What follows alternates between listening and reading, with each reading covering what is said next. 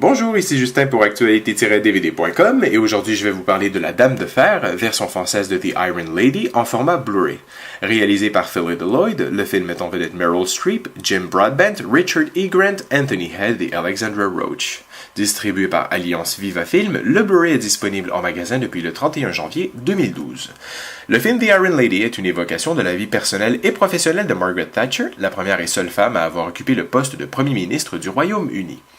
Le film The Iron Lady a suscité beaucoup d'enthousiasme auprès des cinéphiles en raison de la présence de la légendaire actrice Meryl Streep, qui incarne ici le rôle-titre de Margaret Thatcher.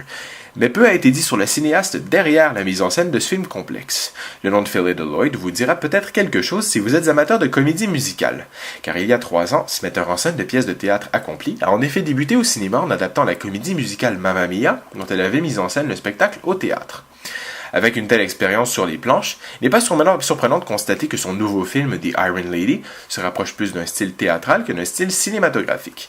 En effet, le film est davantage centré sur son personnage principal, Margaret Thatcher, que sur l'ensemble de son sujet.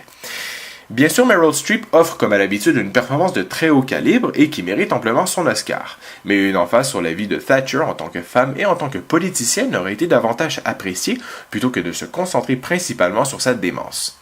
Heureusement, les quelques moments passés en compagnie du fantôme de son défunt mari Dennis, interprété à merveille par Jim Broadbent, nous permettent d'en apprendre un peu plus sur ses sentiments et ses émotions. Malgré tout, on a quand même l'impression de rester sur notre faim, car il y a beaucoup plus à apprendre sur la personnalité unique de cette femme d'État influente, ce que la première moitié du film souligne en partie, notamment lors des moments passés avec la jeune Margaret, interprétée avec brio par Alexandra Roach, et que la deuxième moitié échoue à accomplir. Des morceaux de la vie de la Dame de Fer sont racontés à travers des flashbacks trop expéditifs entre le présent et le passé, qui sont accomplis grâce à un montage efficace à certains moments et plus chaotique à d'autres occasions, ce qui fait facilement décrocher du récit. Quelques enjeux politiques que l'ex-premier ministre a traversés sont survolés et très peu approfondis, ce qui est dommage étant donné les nombreuses crises qui ont eu lieu lors de son mandat qui dura 11 ans, dont plusieurs d'entre elles sont d'ailleurs malheureusement ignorées.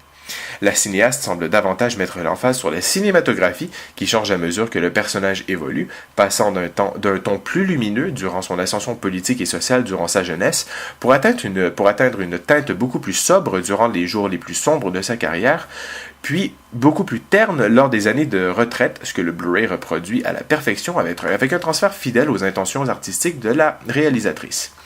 Les couleurs sont froides et voilées, ce qui donne à l'image un look vintage très convaincant. La définition de l'image est quant à elle époustouflante. Du côté technique, des pistes sonores en anglais DTS HD Master Audio 5.1 et français Dolby Digital 5.1, ainsi que des sous-titres en anglais et en français pour malentendants sont disponibles sur le disque. L'image est présentée en format panoramique 2.35. Pour les suppléments, il m'est rarement arrivé de tomber sur une sélection aussi ridicule que se présenter sur ce disque. Avec un sujet aussi captivant que la vie de Margaret Thatcher, je trouve indispensable d'avoir une série de featurettes et de documentaires détaillés sur les moments cruciaux de la Dame de Fer. Le tout premier segment, Making the Iron Lady, contient quelques entrevues des membres de la production et de la distribution qui discutent du projet, des personnages, de l'histoire et de sa mise en scène. Croyez-le ou non, les bonus suivants ont été conçus à partir de l'assemblage de petits bouts pris du making-of que je viens de vous parler, afin de créer plusieurs petites featurettes. Recreating the Young Margaret Thatcher nous présente un montage de quelques entrevues du making-of principal afin de monter un segment sur le travail accompli avec le personnage de la jeune Margaret Thatcher. Dennis, The Man Behind the Woman, continue dans la même veine que la featurette précédente en se concentrant cette fois-ci sur le mari de Thatcher, Dennis. Battle in the House of Commons survole le tournage de la scène de la Chambre des communes. Costume Design, Pearls and Power Suits examine brièvement les différents styles de Margaret Thatcher qui sont présentés dans le film.